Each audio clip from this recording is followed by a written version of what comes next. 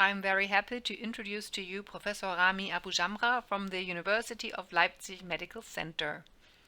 Rami completed his doctoral thesis, his specialization to human genetics, and postdoctoral lecture qualification at the Institute of Human Genetics in Bonn, with a research focus on complex genetics of psychiatric disorders.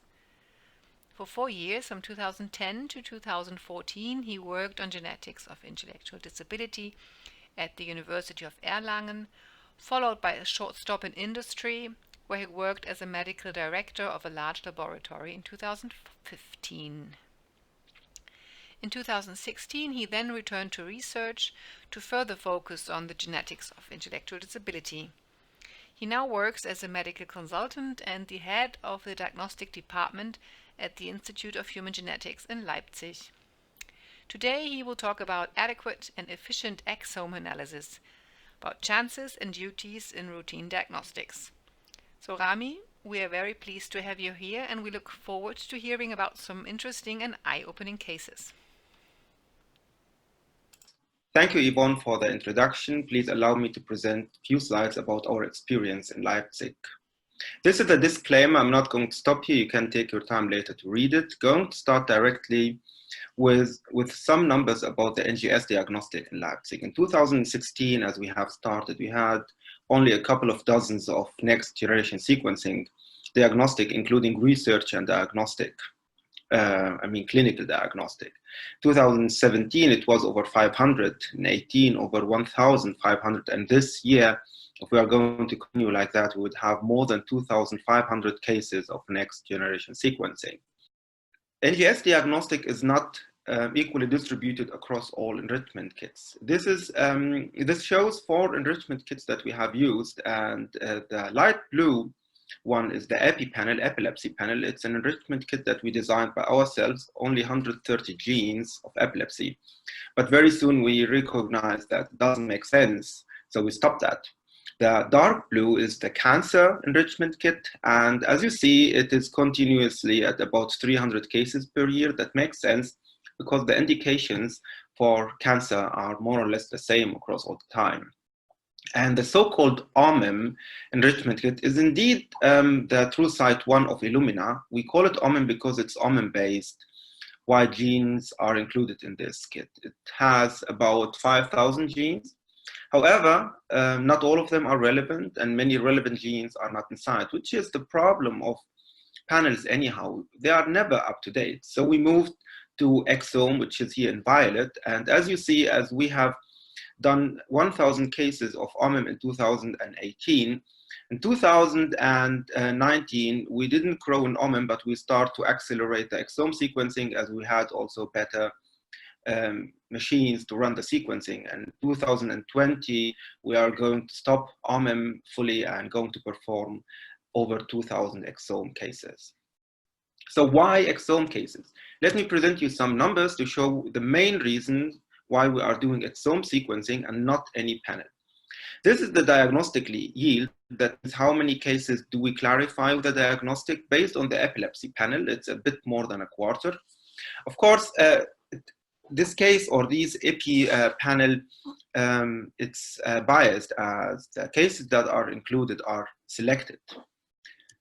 In the cancer, it's similar. You have selected cases that are included, and we have a diagnostic rate of 22%. But what we think is relevant are the numbers when you take across all over indications, not only neurodevelopmental disorders, epilepsy or cancer, but also muscular disorders, skeletal disorders, etc. And if we take the OMIM panel, this TrueSight 1 of 5,000 genes, then we have a clarification rate of a little bit more than a quarter. We realized, however, that cases that are negative in OMIM that we continue working on using cryo-exome sequencing, that we still clarify another 17% that we have missed in the OMIM, although it's such a large panel. And if we consider cases where we have primarily run an exome without any panel in advance, and then we have a clarification rate of 38% across all indications. So the main reason why we think we should always use exome, you have a better clarification rate. There are some other reasons that I want to go over quickly. Why exome? Not only because of the clarification rate, but also because it's rapid. This is an example of a case, 5-year-old boy with a proportional short stature. Proportional short stature is a tough indication. It's heterogeneous, and the groups of genes that may be affected are different. You can sometimes treat, sometimes not. So it makes sense that you find the pathomechanism very quickly. And in this case, we have run an exome. We have run an exome analysis, but we did not analyze all the exome, but only the so-called morbid genes, which is an in silico panel that we have designed. Few words to this in silico panel, the morbid genes, and also to other in silico panels. That means you have an exome as the chemistry, and you apply an in silico panel to analyze only a part of the variation. For this specific morbid gene panel, the inclusion criteria are: number 1, having an OMIM phenotype; number 2, having more than 3 likely pathogenic variants in ClinVar; and number 3, having more than 3 likely pathogenic variants in HGMD. These are the numbers across the last 3 versions of this panel. And as you see here in the last column, the last version of March 2006 has 4,092 genes. And this includes also genes that fulfill only 2 or only 1 of the 3 criteria that I mentioned above. That means when we analyze this morbid gene panel, then we do not consider all variants that we have identified in the exome, but only a quarter of them. And that's the easiest quarter to analyze, as we know the phenotype. So it saves a lot of time. And indeed, back to the case of the 5-year-old boy with proportional short stature, as we have run the exome analysis sequencing, and we have applied the morbid gene panel, we have identified 14,000 variants in this case, and it's only few very easy filtering steps. As you see above in orange, we applied for the high and moderate variants, or variants with high or moderate impact on the proteins that have at least a moderate quality of sequencing, and that are rare enough in the public or in the general population, 1 per 1,000 in this case. And then we sorted the variants in a top-down manner based on the overlapping of the HPO terms, and this is the list. I will go through it with you. First, the RTTN variant. The gene codes an autosomal recessive phenotype with microcephaly, short stature, and polymicrogyria with seizures. The phenotype doesn't overlap, and the inheritance pattern does not overlap, as the child has this variant in a heterozygous pattern. So in this case, we can exclude that. Number 2, a variant in BRF1, the same. The inheritance pattern doesn't fit, and the symptoms do not fit, so we can exclude it. Number 3, the GLI2. At the first glance, one needs to reconsider this case because patients with GLI2 variants may also be short. However, a whole bunch of other symptoms do not fit, and in this case, we can also exclude it.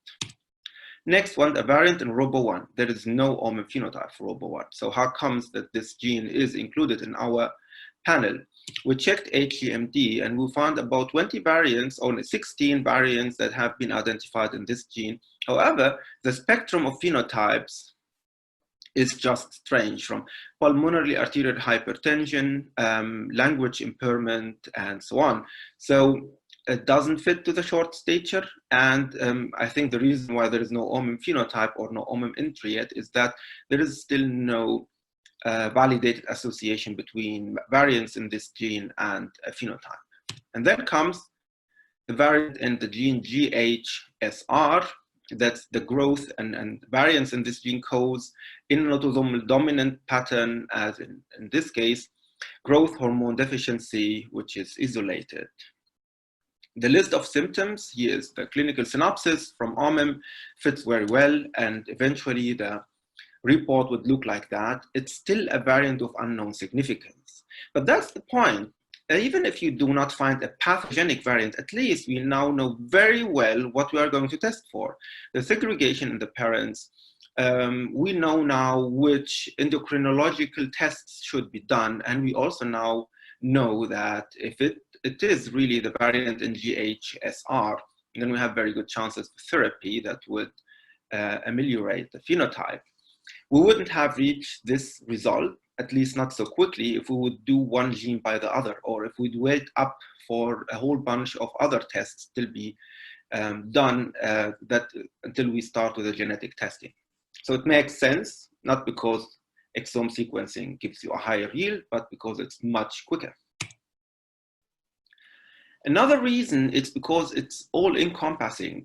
It encompasses all the genes. That means if you find no variant now, you may find a variant tomorrow.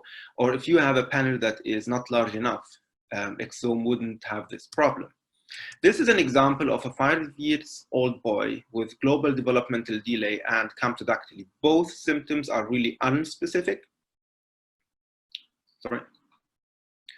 Both symptoms are really unspecific, and it's tough to know where to start the diagnostic. So at the first step, we have done actually an OMEM panel and we found nothing. So we switch on to do a trio-exome sequencing of the child and his both parents. We analyzed all the genes. This is a German family. Parents are not related. So the most common reason for having the variant in this, or for having the most common reason for this phenotype is a de novo variant. And indeed, we have applied a very simple filter of to identify all variants that have a high or moderate impact on the protein, that are of at least moderate quality, so that we do not check variants that are most probably artifacts, for variants that seems to be de novo and that have a minor allele frequency of 0 in the general population, that is in GNOMAD and in our in-house database. And we ended up by only 2 variants in 2 genes that may be causative. And one of them is the gene H14, which is a frame shift.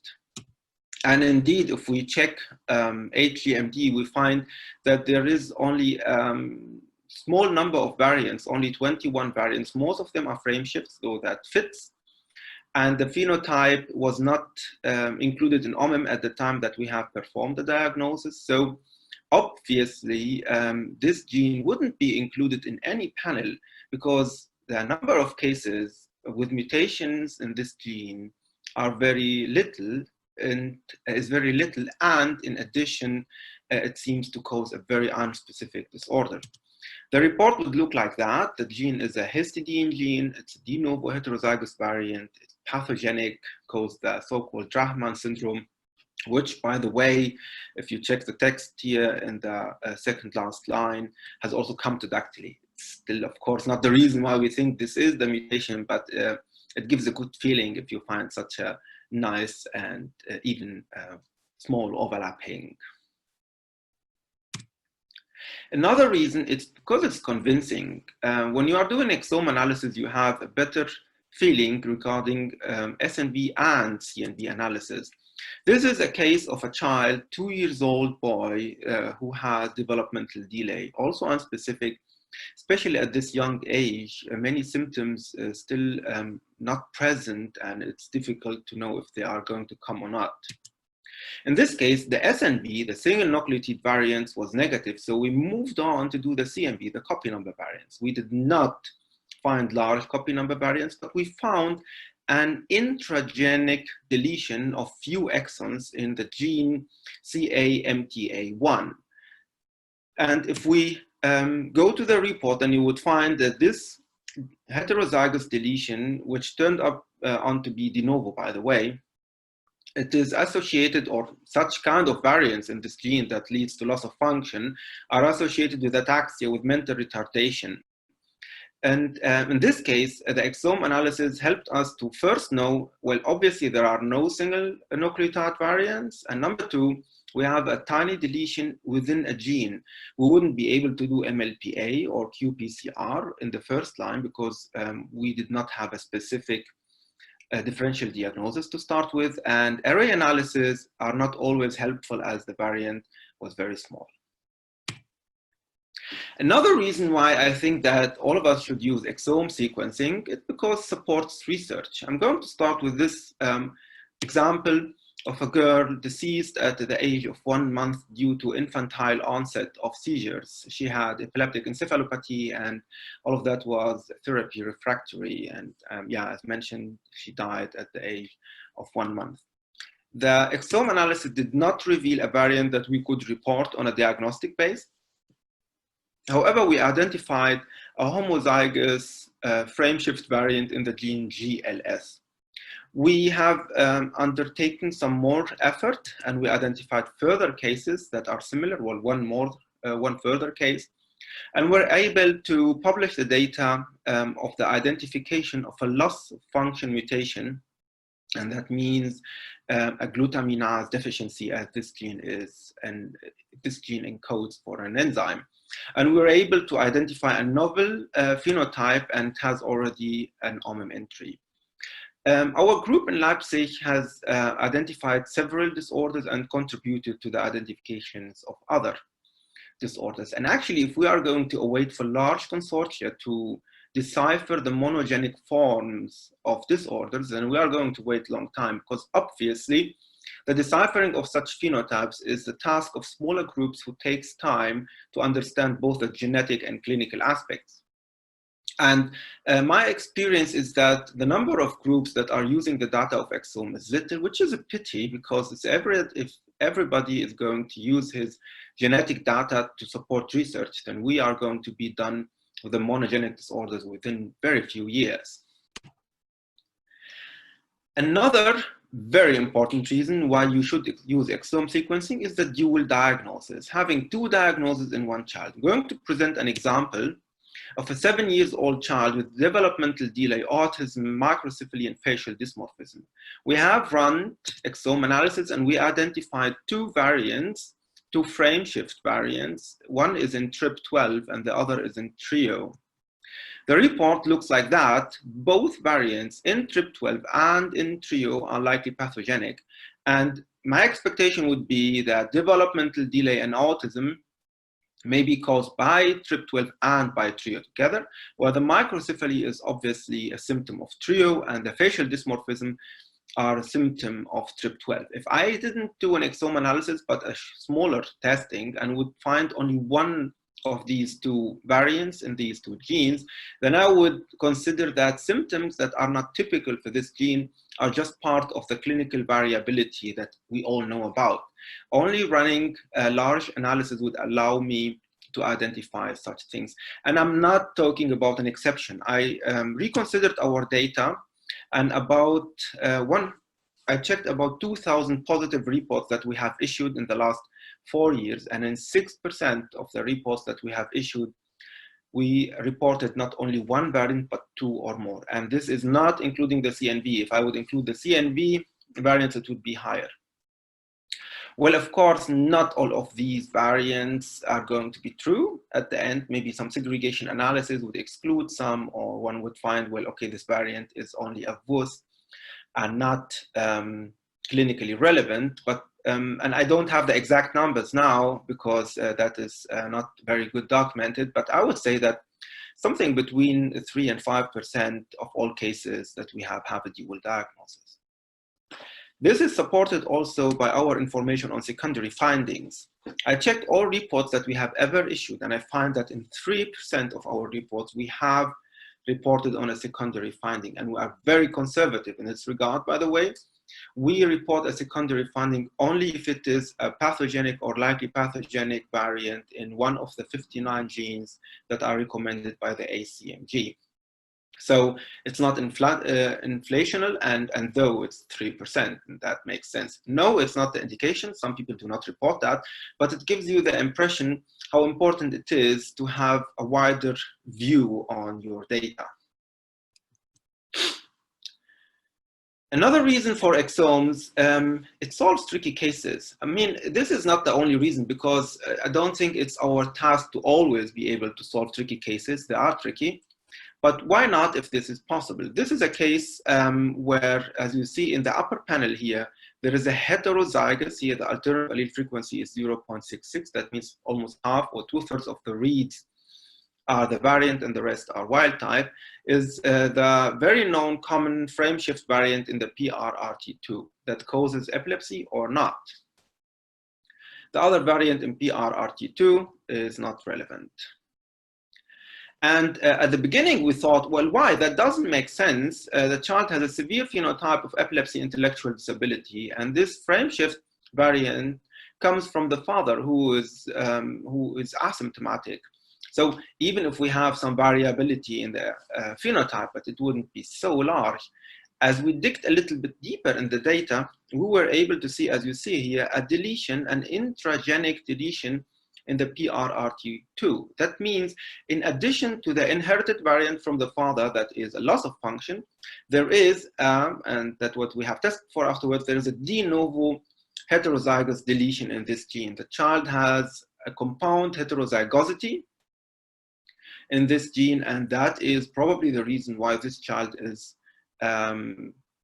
so severely affected in comparison to his father. And if we didn't have all the data of all SNV and all CNV, and if we didn't know that there is no significant variant elsewhere in the genome or the exome, we wouldn't end up by solving this really tricky case.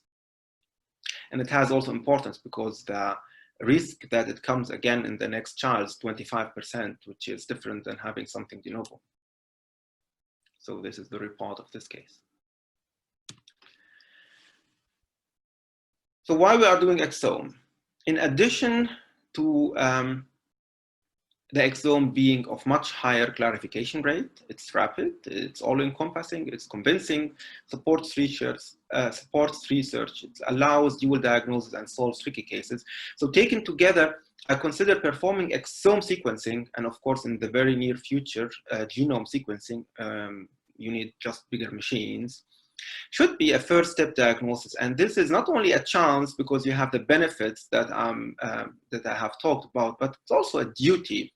Because if I can't do it, then I must do it, because this would be fair to my patient to offer the patient the best possible diagnostic that I can do, and I can do that, obviously. Well, we can do that, everybody can do that. Thank you for watching this presentation. If you have any questions or feedback, don't hesitate to contact me. Thank you again and have a nice day.